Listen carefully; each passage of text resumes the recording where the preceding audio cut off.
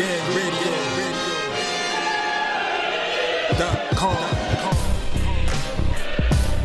Take over. Last mission. Final boss mode. But yeah, Eddie, salute for Eddie for the appetizer card because it was really excellent. And then of course, I'm hungry though now. I'm still hungry. The mozzarella sticks, the jalapeno poppers, they was good. It was bussing. Mm-hmm. The wings were cool, but what we got for like the main course, like the main course, it's I call it main course, and I have nothing bad to say. With PBC on Showtime delivered an outstanding card. On paper it was good, but it played out outstanding. Like it was a good card from top to bottom. And it's good when the first fight, Jaron Ennis and Jonathan Rodriguez. Now, Ennis, to my knowledge, I was informed that he has the current record among current champions for the most consecutive title defenses now. With I think it's 8 now or 9. And I didn't know. It's like, damn, he really held the belt for that long. Because Jaron Ennis, he was on top rank cards. He was in top rank. I think let him go for whatever reason. He's basically been he's like the redheaded stepchild of all the 150 champions. Like the other 150 champions are, pretty much they have all the attention. He's been doing what he's been doing on top rank, and this is his first appearance on Showtime. And him and Jonathan Rodriguez, who was kind of like, he didn't have a whole lot of attention, but those two went to fucking war. Didn't Akanji isn't he coming off like a 2-year layoff or something like that? He's coming off. Yeah, I think he's coming off some sort of layoff or whatever. I feel like it's been a while since we've seen him. I think he has been on like a layoff. Hold on, Mitch. Oh yeah, I'm checking right now. His last fight, before last night was December of 2019. Oh damn! Yeah, it had been a while, but yeah, I don't even think that was even a TV, or if it was, I don't know if it was a TV fight either. So I don't remember seeing that. I mean, yeah, it's been a while since he had actually been on TV, and but like I said, though, him and Jonathan Rodriguez, they let them hands fly. Like they have a good fight. Yeah, they weren't fucking around. Yeah. And Ennis was so, and I was like, why couldn't he fight like this on top rank? Because none of his top rank fights were this interesting to watch. Like seriously, it's like he was holding himself back on top rank. Like the activity, like I don't know, like all his punches seem so meaningful against Rodriguez, but then Rodriguez is so fucking tough. Like this man was like, he was willing himself through some of those punches because there was a time where I thought he was gonna be done. Like yeah, like Rodriguez, he was absorbing fades. Like he would not let himself get faded out. Like even when he went down in round 8, I thought that fight was it. I thought the fight was done after that. But he got up and he was trading with that dude. He was still absorbing shots.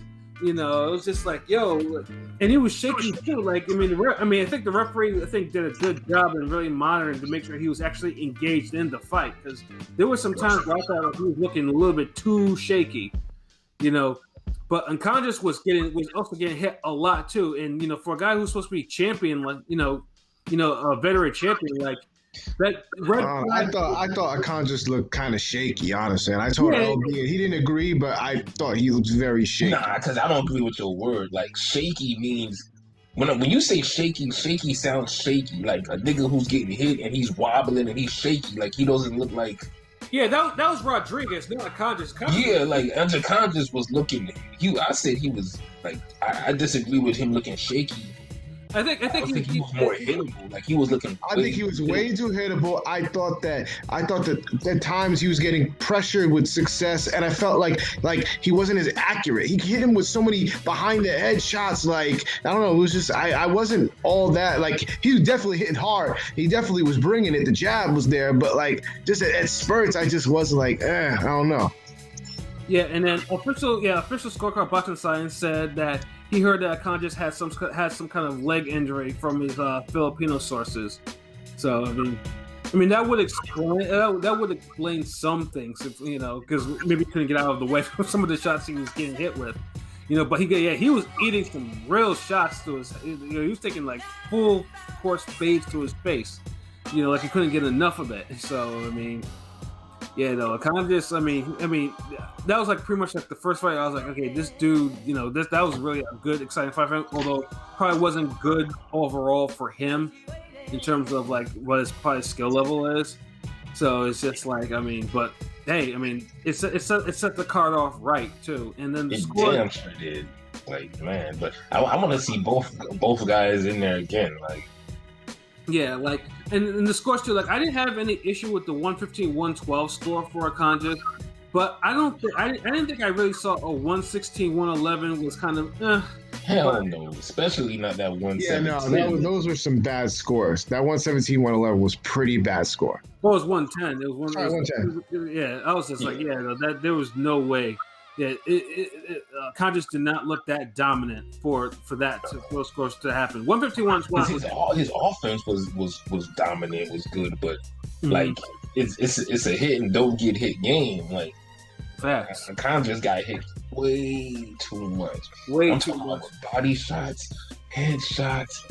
Like, he let a guy who was on his way out come. Like, I don't know what was wrong with him and Vassal. Like, yeah. and honestly, like, okay, P. You see how Smith looked against Vassal? Shaky.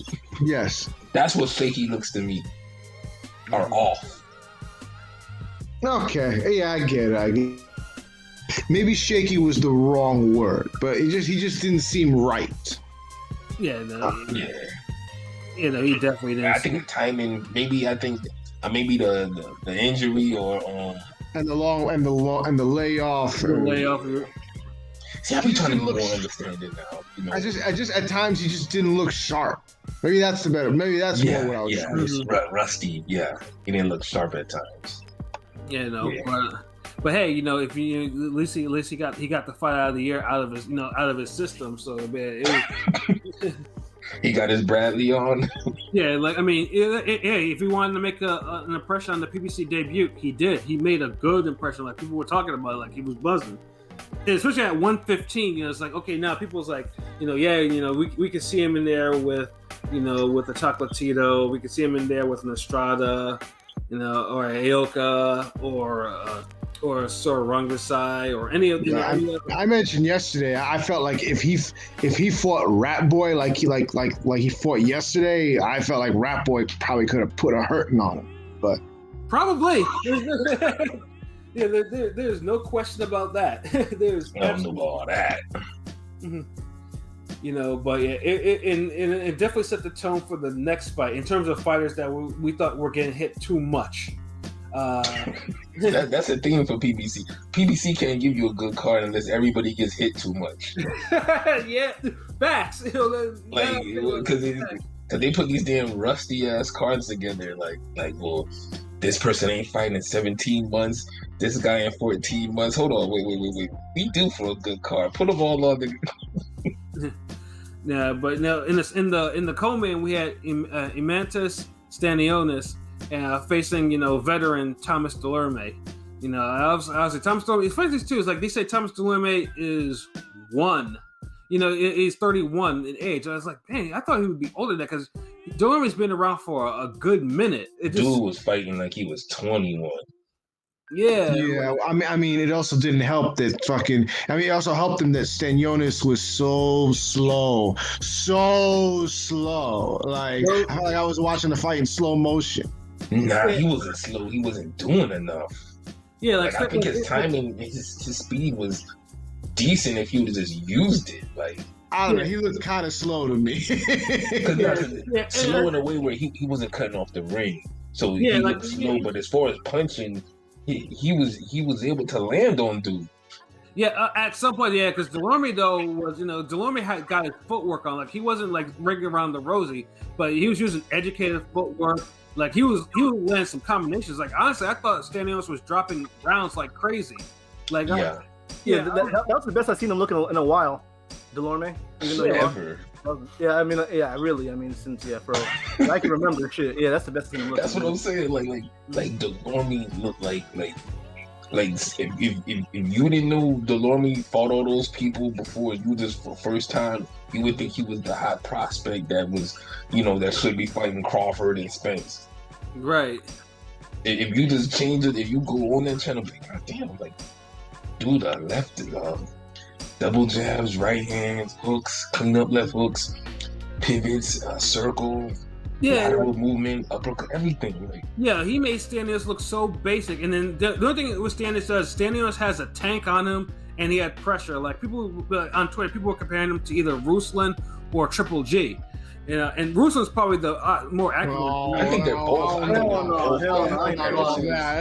That's quite the jump there. Come on now. I mean, that's why I was like, he's definitely not Triple G. He's nothing like Ruslan or Golovkin. Like, I think that's being disrespectful to both of those fighters. But I mean, he was getting hit. He was getting hit like crazy, though. I mean, Ruslan got hit. I guess he was getting hit like Ruslan. Yeah, Ruslan usually, hits you back a lot more. Yeah, but the funny thing is too is like, Delorme was hitting him so much that he hurt both of his hands. I think you heard that shit in the corner, And then I think that kind of slowed some of his output, although he was still throwing. But Stanios he started landing more, and in the final round. And honestly, I'm surprised Delorme did not go down, like not once, because there were some times where I think he was really he stuck his chin out there. And Stanios don't put his punches together enough. This is Stanios. He has a style to produce knockouts. Mm-hmm. He doesn't have a temperament. Like we could say he has good stamina, but he didn't get the most out of the stamina because he wasn't chucking fucking bombs like he was supposed to. So who cares if you could pressure somebody and take them 10 rounds if you're not knocking them out and beating their ass like you're supposed to? Yeah, and I think probably the only time that I actually saw that he was probably close was in the final round, because he did manage to open up a nasty cut over Delorme's left eye. It was like right on the brow or some shit. He needed to open that shit up like 5 rounds earlier. Like, dude wasn't throwing his right hand. I don't know what was wrong. And then in the corner, they're talking about, that's the plan. Yes, everything's going according to plan. The right hand. No, it's not. Yeah, no, I'm it's like, not. no. Get out of here with this fucking Chris Algieri plan. Yeah, I'm gonna let you out the cage now. Let you out the cage. After 8 rounds. And you drop like the first 5. And then I'm looking at this one. Official scorecard box inside, says Delorme is working with Salas, right? Salas is a fantastic trainer. Ioka, Joyce, Ugas, was he? Isn't he working with Salas? I don't even remember if he was or not. Rusty says, "How bad are you talking about Rusty? Are you talking about Delorme? How bad did he lose?" He barely lost shit. Like, he barely lost. That fight could have been a draw. That was Sandonius got the little favoritism because he's got the 0 in his record. But yeah, that could have went either way. He got the PBC stimulus. He should have got a PBC. His ass didn't deserve a PBC stimulus. Fuck out of here. That was PBC draw worthy. It wasn't a win worthy. Yeah, I actually thought Stanios won, but I thought it was like a 115, 113. Yeah, I thought he won by like the slimmest of margins. Yeah, the 115th of 115s.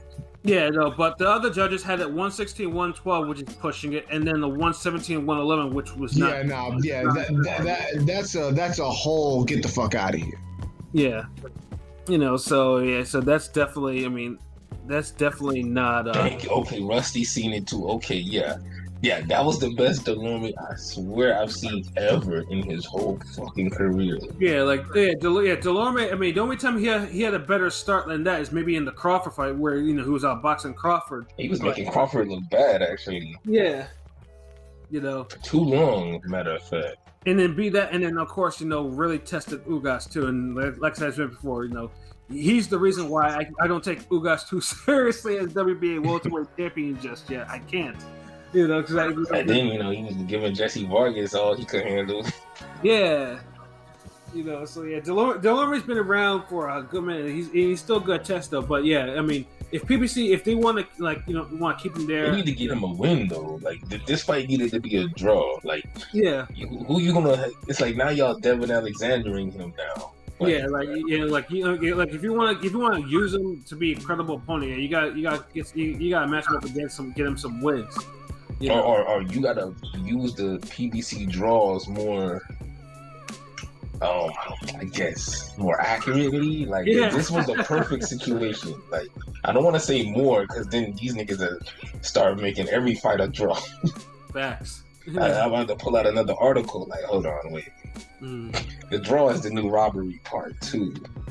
Yeah, you know, and official scorecard says I had Delorme winning against Vargas. I think most people did too. Yeah, a lot of people did. You know, it was one of those could have gone either way fights. I felt like Delorme definitely looked better, and I think he was hurting Vargas more too. Mm-hmm. So yeah, I got nothing against that. Yeah, no, Delorme beat Vargas. That was a bullshit draw. Yeah, like I mean, he got the PBC draw then, but he couldn't get it now. I mean, Delorme I think Delorme, in my eyes, lost only 3 fights. He lost to Crawford. He lost to Abrego. Abrego, yeah. I mean, that's a clear loss. And then Jamal James. You know, those are the 3 that I don't argue against. I don't argue. Yeah, Jamal James definitely handled Delorme a lot better than Stanionis. Definitely. Stanionis was like Delorme had a career resurgence. Like now it's like, man, who signed him? Like, that Vargas get a title shot. Yeah, see, that's where Vargas should have never had that close a fight with Delorme. Should have never, you know, and that started his Delorme's. They did drop each other though. Was that? They did drop each other. Yeah, they did. You know, yeah, and then Delorme's knockdown was the reason why they got the draw because Vargas. Yeah. Talk about drama. But remember, this was the Vargas that year that he was getting the draw against everybody. Like his whole career that year. Yeah, but this time the Broder draw, the Delorme draw. Yeah, that it's still a hell of a fight, man. But but Delorme needs some wins, and Stanionis, they might want to start pumping the brakes with that guy, because that dude, he's a exposure away, I think. I'm not sold on him, to be honest with you. But the Deloach fight, he looked good, but that's all he stands out to me. Yeah, dude has, like I said, he has stamina. The fact that he could do what he do for 12 rounds is like, okay, he's not. But he's not doing that much. Oh my God! Stop saying that shit. Orlando Salido got stamina. This guy, his stamina was mid. We don't know what the fuck he could do. Delorme was doing everything. Delorme was looking good enough for 2 people.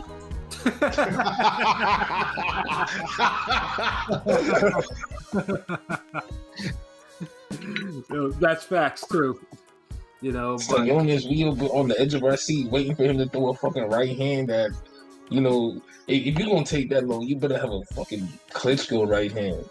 Yeah, either way, Stanionis definitely got marked. Both his eyes were looking like raccoons, so he definitely got marked up in that fight. So Delorme did, put more than enough hands on him, so he's good, So yeah, Stanionis needs to, might need to go back to the drawing board. Might need to make some more adjustments in his training, before he gets upset like Kanaki did.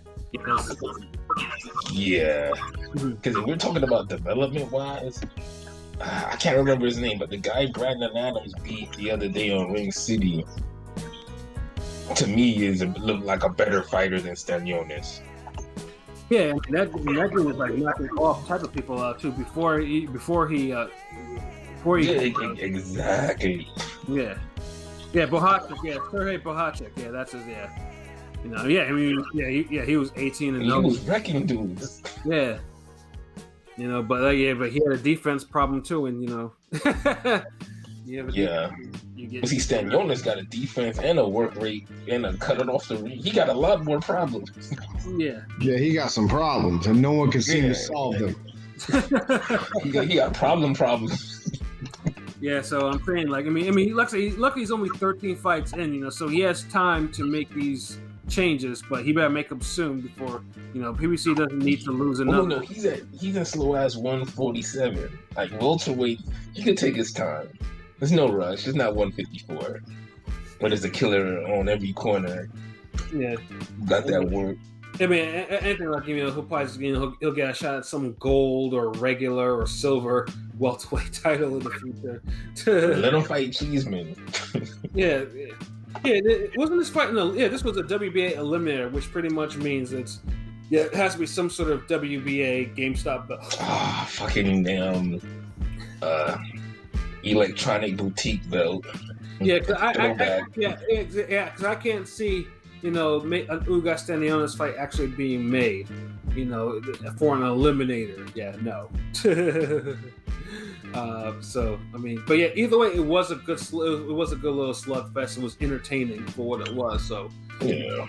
And then the main event though, was Jaron Ennis, facing former 140 champion Sergey Lipinets.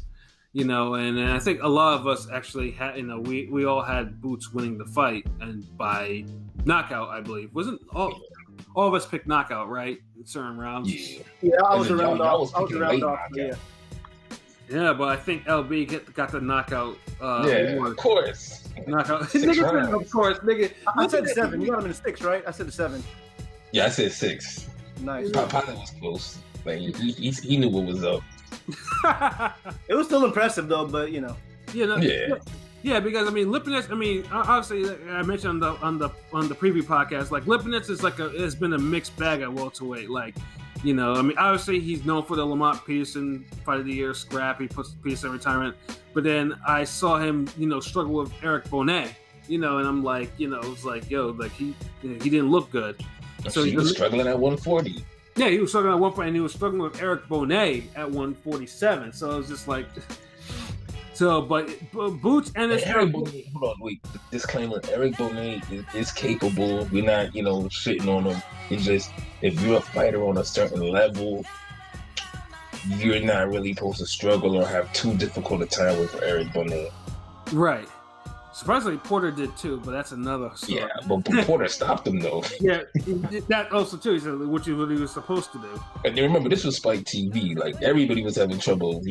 Like everybody was fighting their best on that channel. Facts.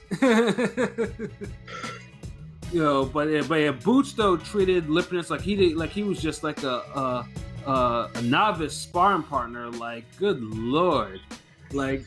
I told you, no respect for the man. And it's the thing, Lipinets even caught him with some good shots too. And it was he was walking. Yeah, that didn't phase him at all either. That was kind of. He ate them shits like Scooby snacks. But it goes back to me and Keepy. We had he had some polls a while ago. I think one of them was maybe we even talked about it on the podcast. It was which is the bigger test or something like that? Test, yeah, okay, yeah. The Hooker Lipinets? Yeah, Hooker Lipinets. Ortiz. Oh, yeah. Well, I'd say, they're both, that was Hooker's first fight at 147, right, against Ortiz. But, the bigger test was clearly, I think Hooker, right? He's naturally... That's what I said, because naturally, Hooker was the puncher. Yeah, I said it in the past podcast.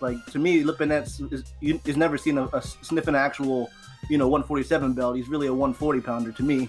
Mm-hmm. So I just think size, speed, and overall skill, Boot showed the speed was killing Lipinets. Lipinets had no answer for that speed. He caught him. Speed, but everything was killing him. He didn't have an answer for anything. He just fought back until he couldn't no more. Yeah. I was just like, God damn, y'all guys! Boots, this is what Boots needed. This is, Lipinets. They thankfully got in the ring. He probably sacrificed his reputation and everything like that, but it was needed. Boots needed that showcase against someone who was perceived as being world class and a former world champion. No, it wasn't even a showcase. It was a step up that turned into a showcase. That's showcase was Conor Vargas. That's you right though. You absolutely right though. You're not lying. These niggas the way boxing is now. People be like, man, Clinton Woods was a showcase for Roy Jones. Oh, good lord. Now, I'm afraid. I'm pretty sure Roy Jones kind of just made him look that way. That's real. But yeah, Lipinets had no chance. Like there was a questionable knockdown. I don't know if the first one was questionable or not. It looked like he kind of tripped over his leg or some shit like that though. But a punch landed. So, I think the first knockdown was kind of like, it was a knockdown, but it wasn't really a clean one. The final one though was clean as fuck. after Lipinets was absorbing all types of heat from that dude, from Boots. Honestly, I think the ref did a good, just waved off, like, because it looked like Lipinets was just like, you know what, I had enough. I had nothing from him. And Lipinets is not old. Like, he's not old for a fighter. Like, he's in his actual prime. But Lipinets, I just couldn't dent. Like I said, couldn't dent Ennis. Like, he couldn't hurt him. Like, Ennis showed a good beard. For the punches he did take, nothing phased him. Yeah, that was going nowhere fast, so it was perfect time to end it. Yeah. So Boots now. Hopefully that people. Hopefully this car pops up right, and hopefully that a lot of people turn to watch this fight because Boots is special right now. He is a special talent right now at welterweight. I'll say how special he is real quick. He's so special. He's the only current welterweight I give a chance at against Felix Trinidad in his prime. Woo! Well, damn. I was not expecting that. That's some. Whoa, look, and I explain why. Pump the brakes a little bit there. No, nigga, speed up. See, because I'm seeing matchups, pushing Ennis already against all these guys. You think he's really ready already? LB? Fuck yes, like what else he gotta do? Yeah, Look, no. I told you like fucking. If I'm gonna say a guy like Conor Ben is ready for dudes in the top 10, then Boots is like. Boots almost ready for Jamel. Boots is right. Boots is 27-0 with 25 knockouts, and he's 23 years old. Like, he's been active. Like, he is more than ready. He is ready. Like, you can push this guy now. He's almost too ready. I need to see him maybe against a Jamal James type. I know I always bring up Jamal James, but I feel like he's a good barometer because he's a pretty big, stout 147 guy. And you're absolutely right. That's the next level opponent. That should be it. Next level. Look, if you can't get him, you need to go higher. But realistically, he's the next level of opponent. Right. Somebody who wants it just as bad as him, and who's looked at as the guy who's supposed to be next. Yeah, true. But the reason why I say Boots is the only guy I give a chance against Tito, because he has all the fucking pieces. Nobody has all the pieces. Nobody comes as close to having all the pieces except him. Look, technique, skill, chin, toughness, speed, power, and physicality.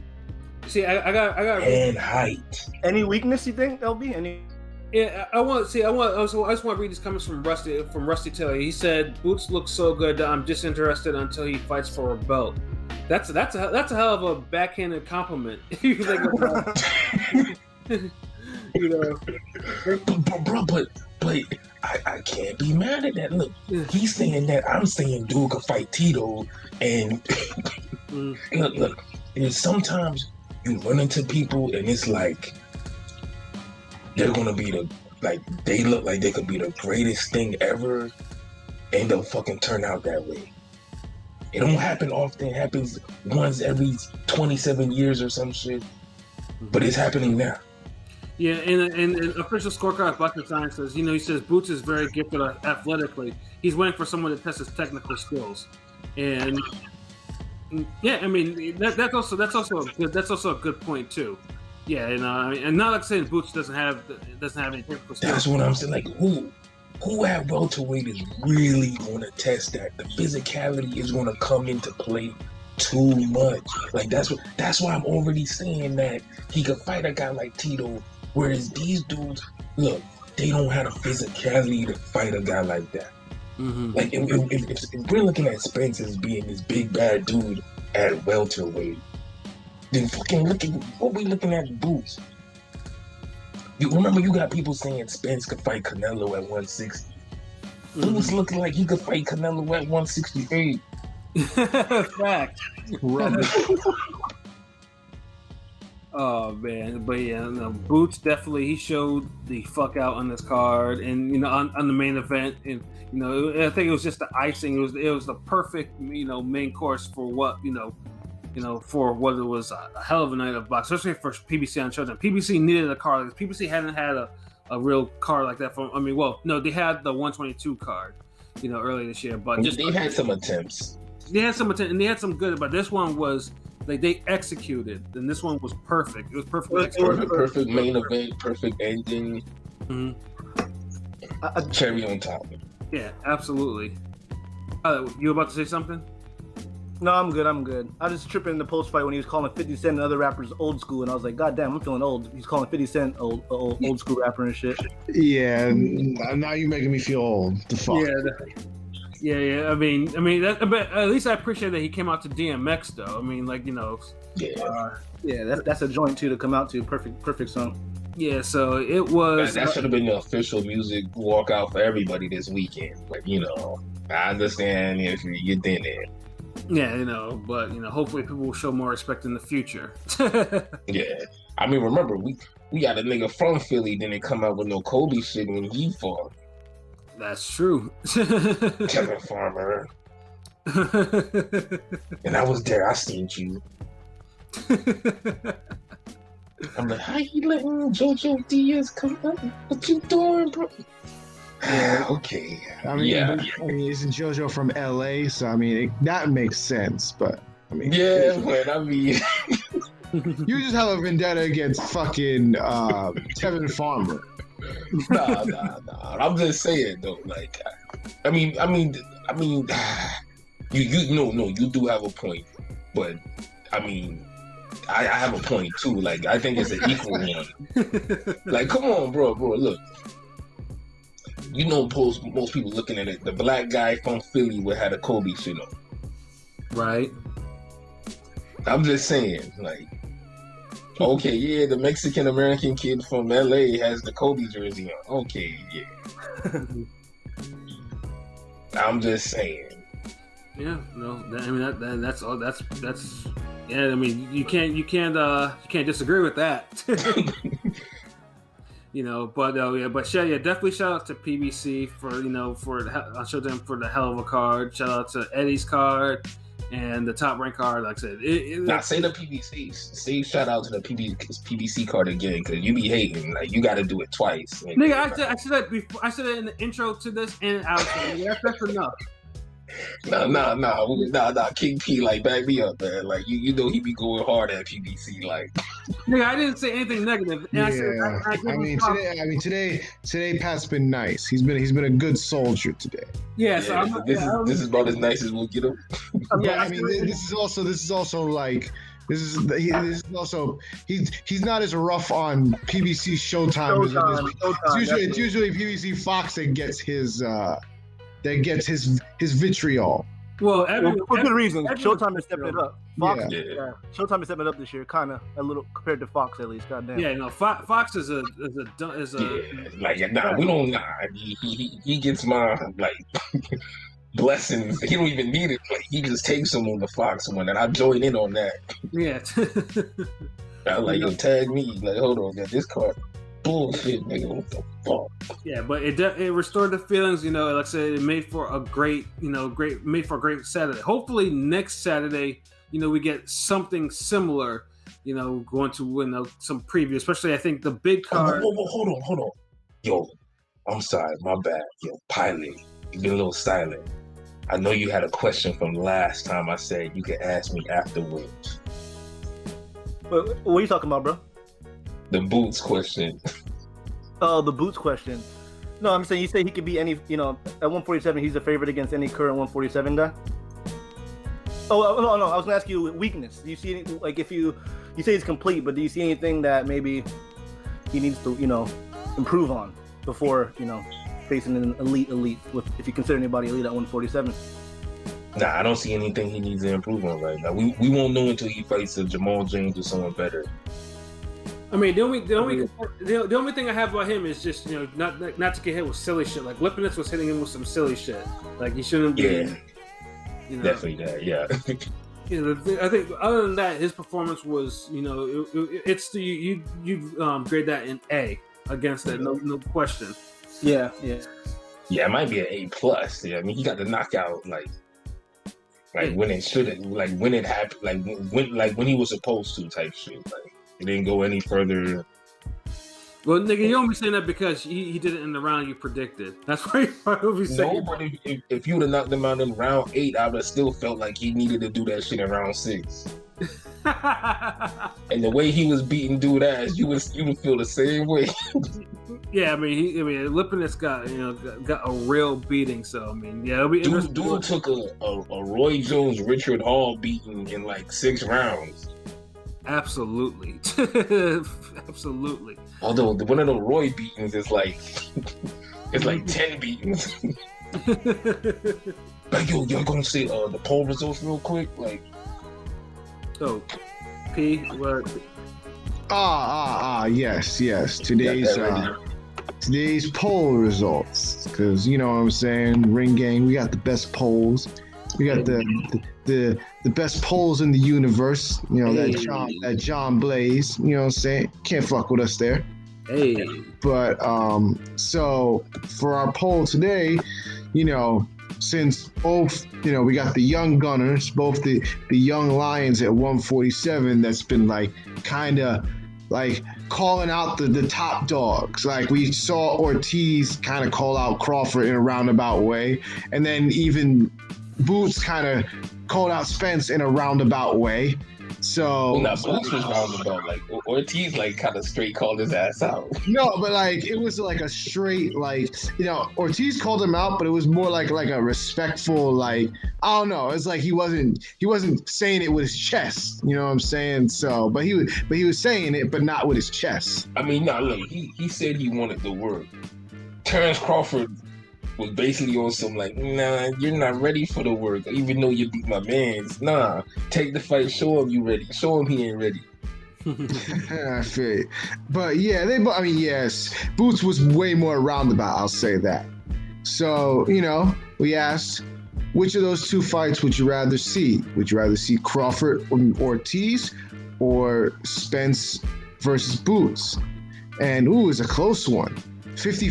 55% said that they want to see Spence versus Boots. 55-45. Interesting.